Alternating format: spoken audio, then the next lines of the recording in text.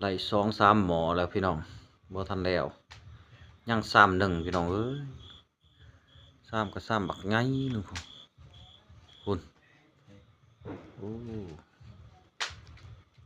มากินข้าววันนี้พี่น้องกินข้าวพี่น้องกินข้าวแล้วก็สิลองกาแฟหวาน